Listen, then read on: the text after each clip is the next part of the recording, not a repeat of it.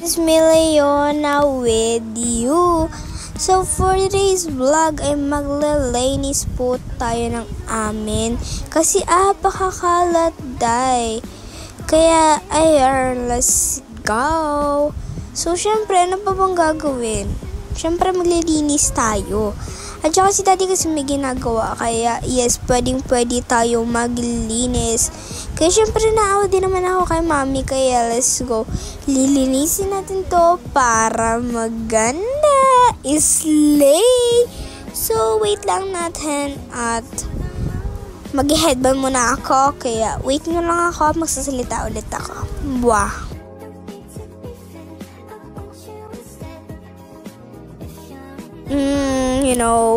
Kaya ayan, let's go. Mag-start na tayo. Nainis din ako. Kaya, ayan yung bag ko sa likod. Nakikita niyo naman natin yung purple. So, ayan, inaayos ko na lang yung mga gamit na nandiyan. Hindi ko kasi guys mapakita sa inyo. Kasi nga, wala talaga akong stand.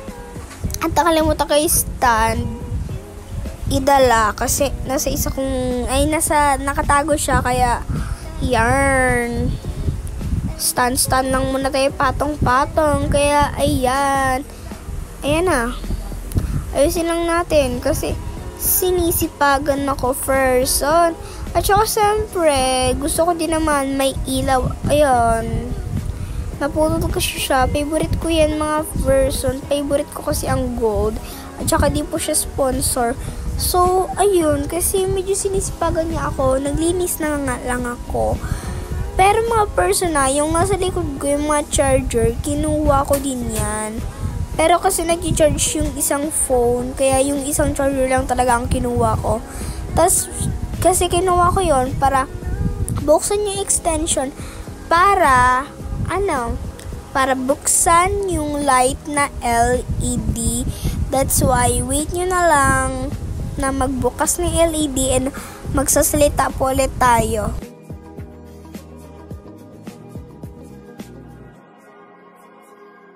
Okay, this part ay medyo tinapon ko na yung mga basura and that part ay kinuha ko na yung charger and bubuksan ko na and 3, 2, 1, that's the light. Para naman maganda ang result. Pati nga po guys ang aking carpet, ang dumi-dumi. Di ko na lang maayos kasi sobrang pagod na beshi. Gumawa pa talaga ako ng assignment at kinat ko pa yan that time. So wait lang guys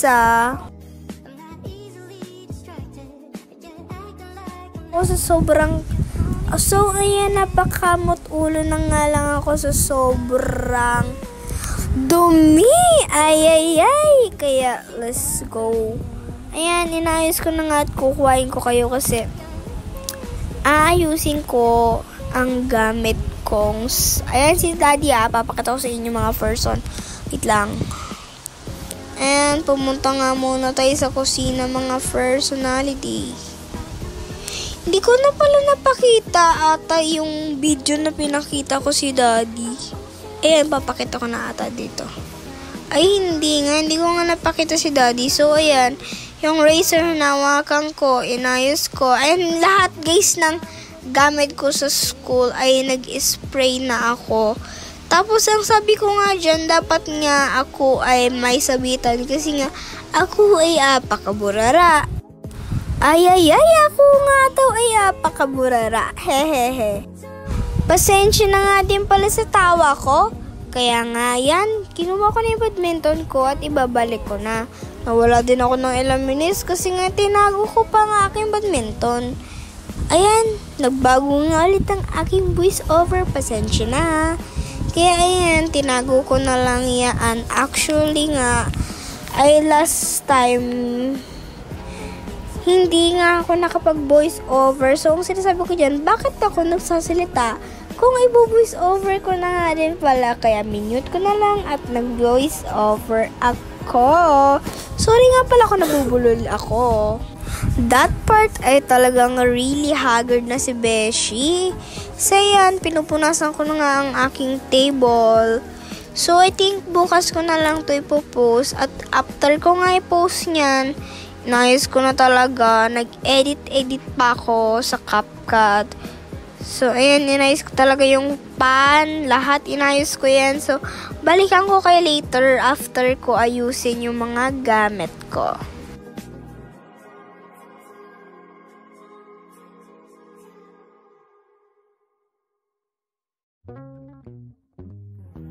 That part, malapit na nga ako. And hi, Beshi, I'm back.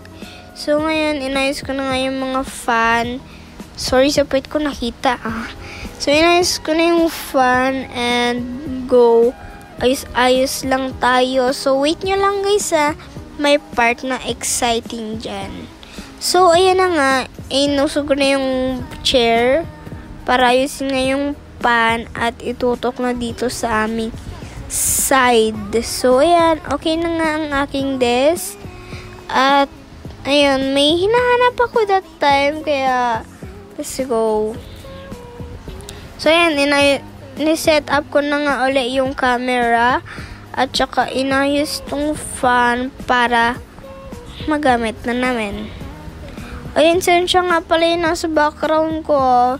Madumi kasi. Ang kalat. Kaya nga naglinis ako kasi nga makalat.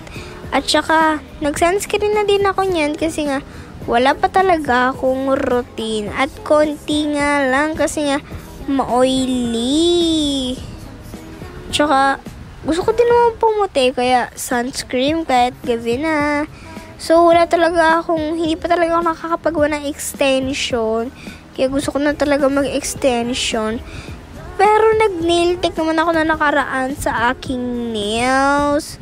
Sorry nga pala kung paiba-iba ang aking kwento. Pero ayan, papakita ko that time ang aking nails na ginawa. So, after nga niyan, sinuklay ko muna ang aking sarili. At saka ako ay nag-headband. Kaya nga, ayan, nag-headband na nga si Beshi Moleona. Okay, tawag yun na lang sa akin, Beshi Moleona. Ayan nga, binato ko na nga ang labahan na pinanggamit ko pang puno sa table ko para malagay sa side. At syempre, babango muna tayo Pen Shop Kids. Shout out naman. At hindi po sponsored yan kasi mabango yan. Kaya kada ganyan na lang tayo. At ang shade niyan ay pakibasa na lang po. Di po ako marunong magbasa. Hehe, lang marunong ako magbasa. Di ko lang kasi talaga makita kasi nga side word ang pagkabasa ko. So, ayun na nga yung nails ko. Nail-tick ko yan. Ako lang gumawa. Kagahapon lang yan. Kaya, sana walang man-judge. Alam niyo naman, judder yung iba dyan. So, ayan. Diyan nga kami hihiga. At saka, syempre, sinet up ko na naman ulit ang camera. Tapos, inayos ko lang yung gagamitin ay yung electric pan namin. Kasi nga ate, maarte talaga ako sa electric pan. Konting side lang ng katawan ko ay hindi ako ma-electric panan. Ay naku, mag-iinarte talaga ako. Bonggang-bongga, Beshi. Kaya ayan, naglagay na nga muna ako ng mascara. At saka, that time na sinasabi ko yan, ipaprank ko si family of Full Tank. Kilala nyo ba yung mga Beshi? Friend ko kasi siya, Beshi Montea. Siya ang best friend ko, kaya paprank ko siya kasi last time ay pinrank nila ako. Nakaka-embarrassing. First time ko pa lang siya na-meet, but she did it prank to me. Kaya syempre ako nasasaktan ako, kaya gusto ko naman bumawi. So ngayon, sinasabi ko nga, lilinisin ko na nga lang muna ang aking aking higaan para makahiga na din kami habang ako ay nag-voice over. Dahil nga wala si Daddy ay nasa labas siya. Kaya nga siya ay nag-voice over ako. Kaya nga nakakapag-voice over ako ng maayos. Dahil wala nga si Daddy. Kaya yan, umakyat nga ako sa kama at sinet up na naman ang camera para ayusin ang mga gagamitin namin para paghiga.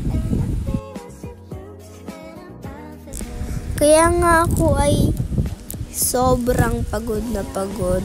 Ngayon nga ako ay nag-voice over ay napipikit-pikit pa. Kaya ayan, inayos ko na nga lang at kinuha ko na naman ang camera. May pagpunas pa nga ng ilong si Beshi Maleona, be. Kaya ayan, sinet up ko na naman ang camera at inayos na naman ang buhok ko. So, ayan, may kinukuha ata ako niyan. Ay, hindi, may inayos ako niyan. Kaya ati, apaka-choosy ko talaga. Doon nga ang pangit sa akin. Uy, choosy, maarte ako.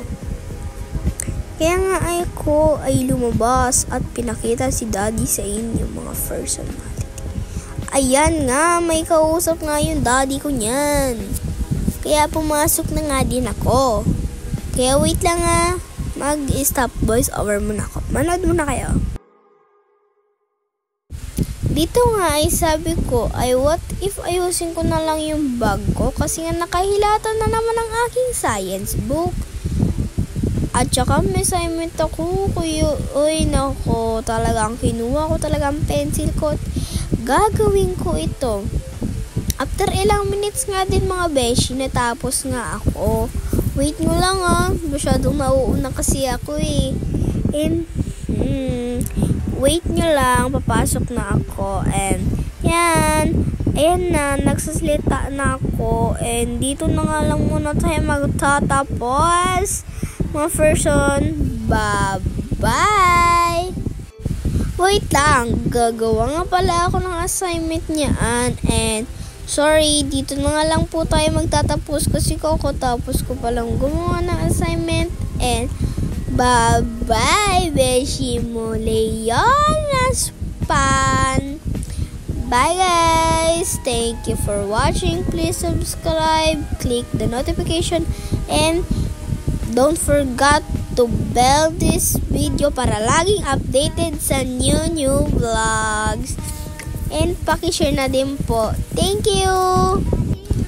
At saka ngayon ay big sale ang ating tissue live ni Miss Jenny. Follow nyo na lang din ako sa TikTok. Bye-bye, mi amor, Beshi ni Thea.